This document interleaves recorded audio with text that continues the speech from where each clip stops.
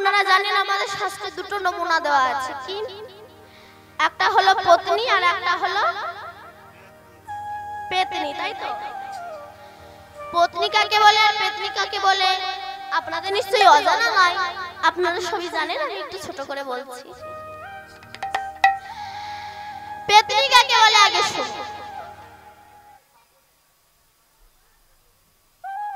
পেতনি কাকে বলে?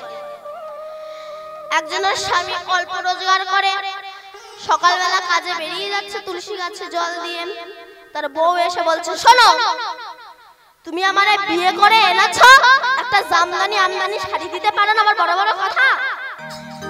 বাড়ি আসার সময় যদি আমার জন্য শাড়ি গয়না না আনতে পারো তবে তুমি আর ভিটিতে পা দেবে না, ঘরে ঢুকবে না। আমি বলে দিলাম, আগে আমার জন্য দামি শাড়ি নেবে, তারপরে ঘরে ঢুকবে। শাস্ত্রে কে বলা হয় পেতনি, আর পত্নী কাকে বলা হয়? সকালবেলা স্বামী কাজে বেরোচ্ছে, এসে পেছনে ডাক দিয়েছে, একটু দাঁড়াবে কেন? না, তুলসী গাছের মাটিটা নিয়ে স্বামীর কপালে দিয়ে বলছে, স্বামী তুমি যাচ্ছ যাও কাজে, তবে তোমার কাছে আমার একটা মিনতি, কি? তুমি কাজে যাচ্ছ বটে, তবে যেন কাউকে ঠকিয়ে তুমি রোজগার করো না, কাউকে কষ্ট দিয়ে রোজগার করো না। শুধু কৃষ্ণ বলে কাঁদবো, ধন ঐশ্বর্য আমার চাই না, তুমি কাউকে যেন ঠকিও না। ঠকালে ঠকতে হবে, কাঁদালে কাঁদতে হবে, তুমি যেন কাউকে ঠকিও না। শাস্ত্রে কে বলা হয় পত্নী। আপন ভাই লক্ষণ সে বলেছিল, দাদা তুমি তো বনবাসে যাচ্ছ, ওখানে তোমার কত কষ্ট হবে, আর আমি ভাই হয়ে রাজভোগ গ্রহণ করব, অমন ভাইও আমি হতে চাই না, আমিও তোমার সঙ্গে বনবাসে যাব। রাম বলল, আমি অনুমতি দিতে পারবো না, তুমি যাও। মা উর্মি, মা সুমিত্রা যদি তোমাকে অনুমতি দেয় তবে তুমি বনবাসে যাবে। লক্ষণ মায়ের কাছে গিয়েছে, মা, ও মা, দাদা তো বনবাসে যাচ্ছে, তুমি আমাকে দাদার সঙ্গে বনবাসে যাওয়ার অনুমতি দেবে না? সুমিত্রা বলেছিল, বাবা লক্ষণ, যে মায়ের গর্ভের সন্তান কৃষ্ণ ভক্ত হয়, কৃষ্ণ সেবক হয়, রামের সেবক হয়, সেই মায়ের গর্ভ ধন্য, আর সেই মায়ের গর্ভের সন্তানও ধন্য। কিন্তু যে মায়ের গর্ভের সন্তান চুল্লুখোর হয়, দাঁতাল মাতাল চরিত্রহীন হয়, লোকে সর্বনাশী করে, চিটিংবাজি করে, সে মায়ের গর্ভটাকে ভাগার বলা হয়। ভাগার থেকে যত শিয়াল কুকুরের জন্ম হয়, কিন্তু সৎ চরিত্রবান মায়ের গর্ভে কৃষ্ণ ভক্তের জন্ম হয়। তাই আমি চাই যে আমি যেন দেখতে পাই আমার প্রাণ থাকতে থাকতে তুমি গোবিন্দের ভজন পথে যেতে পেরেছো। এই জন্য আগে মাকে ভালো হওয়া দরকার। আজ আপনাকে যে বৃদ্ধাশ্রমে রেখে দিয়ে আসছে সন্তানরা, এরা কি শুধু সন্তানদেরই দোষ? আপনারা বলুন, সন্তানদের দোষ না, বাবা মায়েরা দোষ আছে। কেন? তুমি যখন গর্ভবতী ছিলে ডাক্তার বলে দিয়েছিল বেড রেস্ট,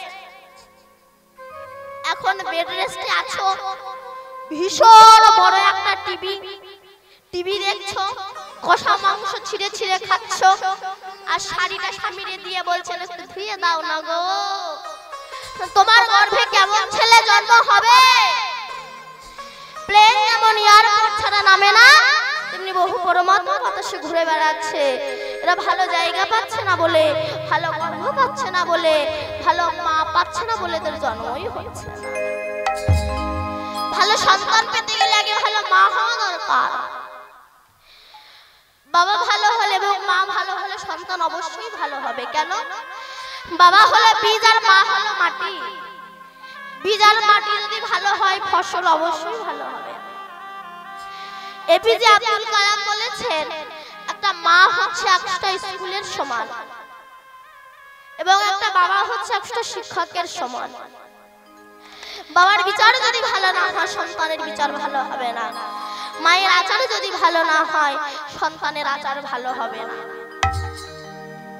সন্তানকে কৃষ্ণ ভক্ত করতে গেলে প্রথম দায়িত্ব মার, দ্বিতীয় দায়িত্ব বাবার। মাকে দায়ী করলো কেন না, একটা গর্ভে সন্তানের জায়গা হয় 10 মাস 10 দিন। বাঘিনী যখন তার সন্তানদেরকে সাঁতার শেখায়, প্রথমে নিজে আগে জলে নামে, পেছন পেছন বাচ্চারা জলে নামে। মা যদি ধর্মের পথে অগ্রসর না হয় সন্তান কখনো ধর্মের পথে অগ্রসর হবে না। বিদ্যাসাগর এনার মা সাগরের মা, ইনি কোন খালের মা নয়, বিলের মা নয়, ইনি হচ্ছেন সাগরের মা। কেন? মা হতে গেলে মহিষী হতে হয়।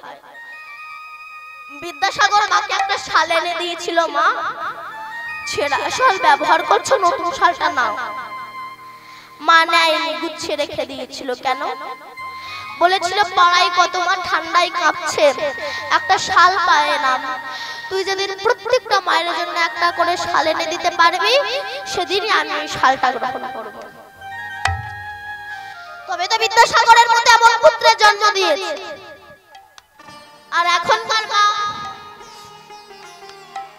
এক মা তার ছেলেকে টিফিন বাক্সে খাবার দিচ্ছে, এই একা একা খাবি, কাউকে দিবি না, আমি কষ্ট করে করে দেব, তুই লোককে খাওয়াবি, একা একা খাবি।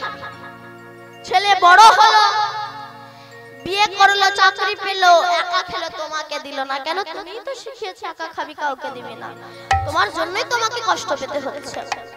আজ কেন দ্বিতীয় ঈশ্বরচন্দ্র বিদ্যাসাগরের জন্ম হচ্ছে না? আজ প্রকৃত মা ভালো হচ্ছে না, তাই দ্বিতীয় ঈশ্বরচন্দ্র বিদ্যাসাগরের জন্ম হচ্ছে না। মা ভালো হচ্ছে না, তাই দ্বিতীয় স্বামী বিবেকানন্দের জন্ম হচ্ছে না। মা ভালো হচ্ছে না, তাই দ্বিতীয় রামকৃষ্ণ পরমহংসদেবের জন্ম হচ্ছে না। মা ভালো হচ্ছে না, তাই দ্বিতীয় কবিগুরু রবীন্দ্রনাথ ঠাকুরের জন্ম হচ্ছে না। মা ভালো হচ্ছে না, তাই দ্বিতীয় বিদ্রোহ কবি কাজী নজরুল ইসলামের জন্ম হচ্ছে না। কেন? দেখুন, প্রভুপাদের বাবা কলকাতায় চাকরি করত, 10টা অফিসে যেত, 9টা পর্যন্ত দরজায় বসে থাকতো। কোন সাধু বৈষ্ণবকে দেখলেই বলতো একবার আসুন না আমার গৃহে। কেন? আমার ছেলের মাথায় হাত দিয়ে বলুন ওর যেন রাধারানীর কৃপা হয়। আজ সেই প্রভুপাদ সারা বিশ্বের কাছে স্মরণীয়, বরণীয় এবং পূজনীয় হয়ে আছে। তাই কি মাকে ভালো হতে হবে, মা ভালো হলেই সন্তান অবশ্যই ভালো হবে। তোমরা গৌরে ভজ, তোমরা গৌরে ভজ, গৌরে ভজ, গৌরী গুণধাম, নাম ভজ, নাম ভজ নিত্যানন্দে না। গৌরী ভজ, গৌরী ভজ, গৌরী ভজ, গৌরী গুণধাম, নাম ভজ, নাম ভজ নিত্যানন্দ না। তোমরা গৌরী ভজ, তোমরা গৌরী ভজ, গৌরী ভজ, গৌরী গুণধাম, নাম ভজ, নাম ভজ নিত্যানন্দের নাম। গৌরে ভজ, গৌরে ভজ, গৌরে ভজ, গৌরী গুণধাম, নাম ভজ, নাম ভজ নিত্যানন্দে।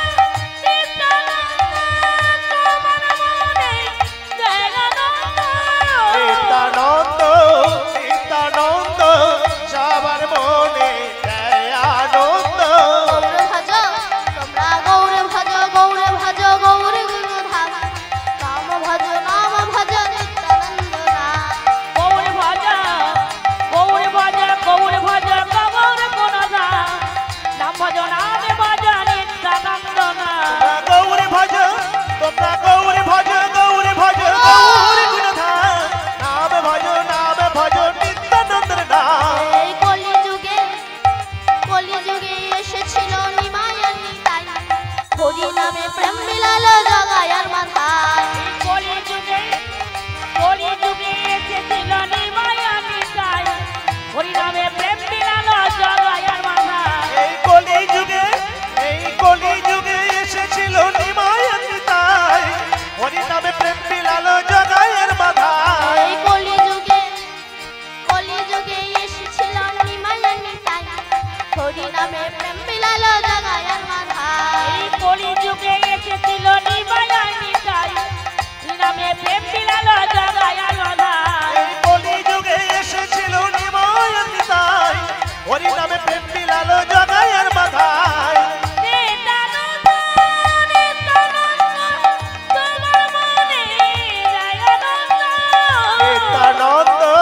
নিত্যানন্দ সবার মনে দেয় আনন্দ। গৌর ভজ তোমরা গৌর ভজ গৌর ভজ গৌর গুণধাম, নাম ভজ নিত্যানন্দ নাম। গৌর গায় নাম ভজ নিত্যানন্দ নাম। গৌর ভজ গৌর ভজ গৌর গুণধাম, নাম ভজ নিত্যানন্দের নাম। আস্তে। তাই সুমিত্রা বলল, বাবা লক্ষণ, আমি যেন দেখতে পাই, আমার প্রাণ থাকতে থাকতে আমি দেখতে পাই যেন তুমি রামের চরণের সেবায় গিয়েছ। লক্ষণ ভাবছে, মা অনুমতি দিলেও আমার স্ত্রী উর্মিলা সে তো আমায় অনুমতি দেবে না। নবপরিণীতা বধূ, সবে নতুন বিয়ে হয়েছে। আপনাকে বিয়ে করে আপনার স্বামী যদি বলে আমি 14 বছর বাড়ি থাকবো না, তখন মাথায় আগুন ধরে ওঠে না? মুখ করে তবে বিয়ে করেছিল না, কোমরে বেঁধে একেবারে ঝগড়া করবেন না। যখন মহাপ্রভু লক্ষ্মীপ্রিয়াকে বিয়ে করে সিলেটে বেড়াতে গিয়েছিল, বিষ্ণুপ্রিয়া লক্ষ্মীপ্রিয়া গৌরাঙ্গ বিরহে প্রাণ হারিয়েছিল। আমরা বলি সাপে কামড়িয়ে, না, বিরহ সাপে কামড়িয়ে মৃত্যু হয়েছে। আস্তে। এদিকে উর্মিলা জানতে পেরেছে আমার স্বামী থাকবে না, ও রামের সঙ্গে বনবাসে যাবে। তাই হাতে একটা প্রদীপ ধরিয়ে অবগুণ্ঠনে মাথাটা নিচু করে দাঁড়িয়ে আছে। এদিকে লক্ষণ যখন মাথা নিচু করে যাচ্ছে, উর্মিলা বলল, স্বামী মাথা নিচু করে এসো না, মাথা উঁচু করে এসো। কেন? আমি গরবিনী, আমার স্বামী রামের সেবায় যাচ্ছে, আমি গরবিনী, তুমি মাথা নিচু করে এসো না, মাথা উঁচু করে এসো। হরি বল। আমি গরবিনী, আমার স্বামী রামের সেবায় যাচ্ছে। মহাপ্রভু যখন বিষ্ণুপ্রিয়াকে বিবাহ করে মাত্র 24 বছর বয়সে সন্ন্যাস ধর্ম গ্রহণ করেছিল, সেই সময় তারপরে একদিনের তরে যখন অদ্বৈতের ঘরে আমার প্রভু এসেছিলেন না, সবাই নিমাইকে দেখতে যাবে, নিমাই সবাইকে অনুমতি দিল, সবাই আমাকে দেখতে আসবে, কিন্তু একজন যেন না আসে। কে? বিষ্ণুপ্রিয়া। ও যেন না। নদিয়ার নরনারী যখন চলে যায়, বিষ্ণুপ্রিয়া ঘরের এক কোণে বসে চোখের জলে ভেসে যায়। নদিয়ার নরনারী বলেছিল, বিষ্ণুপ্রিয়া তোর মতো ভাগ্যহীনা বুঝি জগতে নাই। কেন? নিমাই সবাইকে যেতে বলেছে, তোকে যেতে বারণ করেছে, বলতো তোর মতো ভাগ্যহীনা কি জগতে আছে? বিষ্ণুপ্রিয়া বলেছিল, বাজে কথা বলিস না, আমার মতো সৌভাগ্যবতী আর জগতে হয় না। কেন? যে মানুষটাকে দেখার জন্য হাজার হাজার মানুষ ছুটে যাচ্ছে, সেই মানুষটা তো হাজার হাজার মানুষের নয়, সেই মানুষটা তো আমার মানুষকে দেখার জন্য হাজার হাজার মানুষ ছুটে যাচ্ছে, বলতো আমার মতো সৌভাগ্যবতী কি আর জগতে আছে? হরি বল, হরি বল। উর্মিলা বলল, স্বামী মাথা নিচু করে এসো না, মাথা উঁচু করে এসো। তুমি যাও, আমি এই যে তোমার জন্য প্রদীপ ধরিয়ে রেখে দিলাম, তুমি যতদিন না ফিরে আসবে এই প্রদীপটি আমি নিভিতে দেব না। যাও। ব্যাস চলে গেল। এবার ঘাত প্রতিঘাত আঘাত লাঞ্ছনা দিন অতিবাহিত হতে লাগলো। কিন্তু যেদিন রাবণের পুত্র মেঘনাদ লক্ষণের মুখে শক্তিশালী বাণ মারল, লক্ষণ ভুলছে পড়ে যাবে, এমন সময় রামচন্দ্র ছুটে এসে লক্ষণের মাথাটা নিয়ে নিজের চরণের উপরে রেখে দিল। আর কোথাও জায়গা ছিল না, চরণের উপরে রেখে দিল। কি বুঝলে? এবার চরণের উপরে রেখে দিয়েছে। হনুমান তখন গলে পিত বসন দিয়ে অবগুণ্ঠনে মাথা নত করে বসে আছে। রাম বললেন, হনুমান, এটা অপরাধের প্রায়শ্চিত্ত, এটা অপরাধের প্রায়শ্চিত্ত, এটা আমার একজন ভক্তের অভিশাপ। কোন ভক্তের? না, রামের এক প্রধানত ভক্ত ছিলেন, নাম তার শবরী। শবরী ছোট জাতের মেয়ে, তো হরিজন ফ্যামিলির মেয়ে, কিন্তু যারা বৈষ্ণব তাদের জাতের বিচার হয় না, যারা অবৈষ্ণব তাদের জাতের বিচার হয়। তাই শবরী নিজেকে রাম ভক্ত ভেবে বন থেকে ফল পেড়ে, যে ফলগুলো খেতে সুস্বাদু, কামড়িয়ে কামড়িয়ে দেখছে যে ফলগুলো খেতে সুস্বাদু, সেটাকে ঝুড়িতে রেখে দিচ্ছে, আর যেটা টক ফল ছুঁড়ে ফেলে দিচ্ছে। কেন? আমার রাম আসবে। বন থেকে ফুল পেড়ে বিছিয়ে দিয়েছে। মনে মনে ভাবছে, সন্ন্যাসী মানুষ তো, খালি পায়ে আসবে, যদি পায়ে কিছু ফোটে। তাই কাঁকড়গুলো কাঁটাগুলো বেছে ফেলে দিয়ে ফুল পেড়ে বিছিয়ে দিয়েছে। চোখের জল ধরে ওই চোখের জল ফুলের উপরে বিছিয়ে দিয়েছে। আমার রাম আসবে। ভক্তের আকুল আহ্বানে রামচন্দ্র এসে দাঁড়িয়েছে, দাঁড়িয়ে ডাক দিয়েছে, শবরী।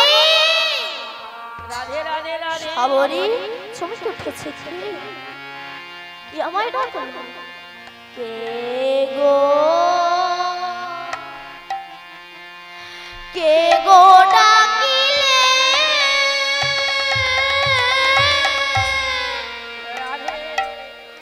আমায় শবরী শবরী বলে আমায় কে ডাকিলে? গো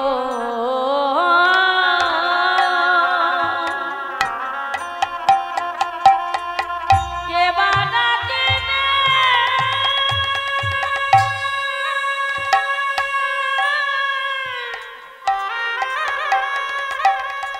আমার শবরী শবরী বলে কে বানাকিলে? কে বানাকিলে?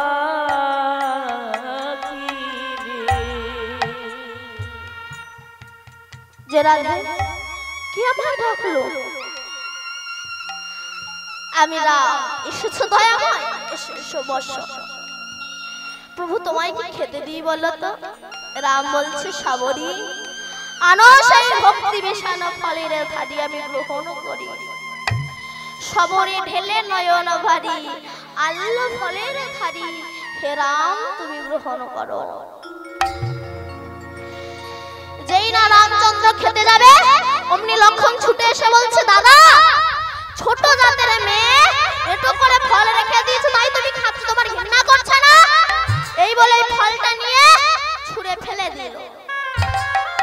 বলুন তো, হিংস্র বন্য জন্তুর সঙ্গে যুদ্ধ করে যে ফল তুলে এনেছে আমার রাম খাবে, সেই ফল যদি কেউ ছুঁড়ে ফেলে দেয়, তবে ভক্তির মনে কতটা আঘাত লাগতে পারে। শবরী বলল, লক্ষণ, আমি ছোট জাতের মেয়ে বলে তুমি আমাকে এইভাবে অপমান করলে?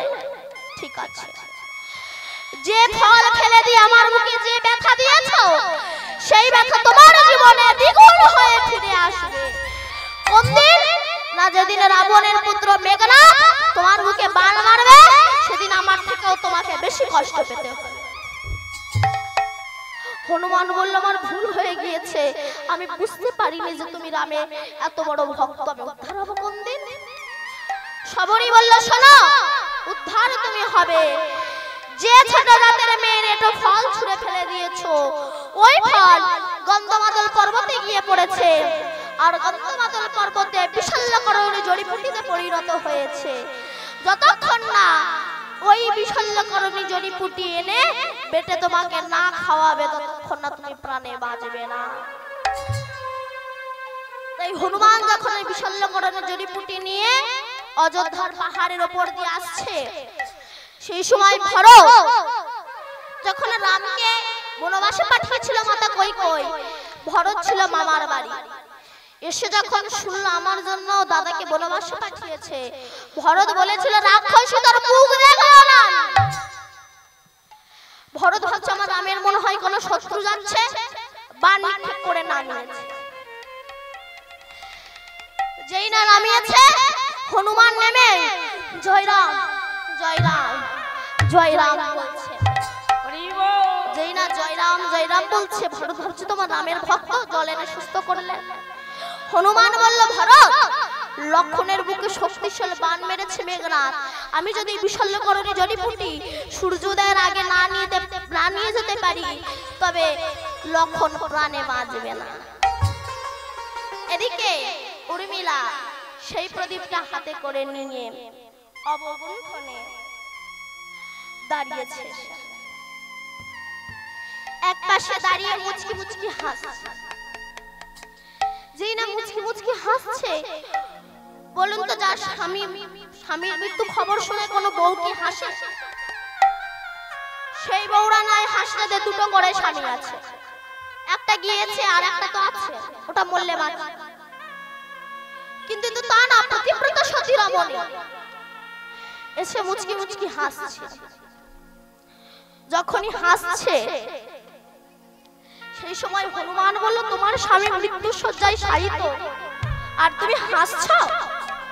উর্মিলা তখন বলছে হনুমান তোমার মূর্খামি দেখে আমি হাসছি। কেন বলো তো হনুমান, যার মাথা রামের চরণে থাকে তার কি কখনো মৃত্যু হয় নাকি? আর তুমি যে বলছো না সূর্যোদয়ের আগে যদি তুমি এই বিশল্যকরণী জড়িবুটি না নিয়ে যেতে পারো আমার স্বামী প্রাণে বাঁচবে না। শুনে রেখে দাও হনুমান, আমিও যদি প্রকৃত সতী পতিব্রতা রমণী হয়ে থাকি, তুমি যতক্ষণ না ওই বিশল্যকরণী জড়িবুটি না নিয়ে পৌঁছাবে ততক্ষণ না সূর্য উদয় হবে না, যদি আমি প্রকৃত পতিব্রতা সতী রমণী হয়ে থাকি।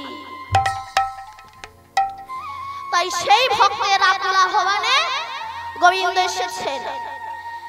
ব্রজের কথা মনে পড়েছে, ব্রজে যেমন ধেনুবৎস নিয়ে যেতেন না, কিন্তু এখানে তো শ্রীরাম সুদাম কেউ নাই, তাই অভিরামকে ডেকে বলছো অভিরাম আমারও জননী রহে পথবানে চাই আসিবার বেলে কত কইল কাঁদিয়া, এবার চলো আপন ঘরে ফিরে যেতে হবে।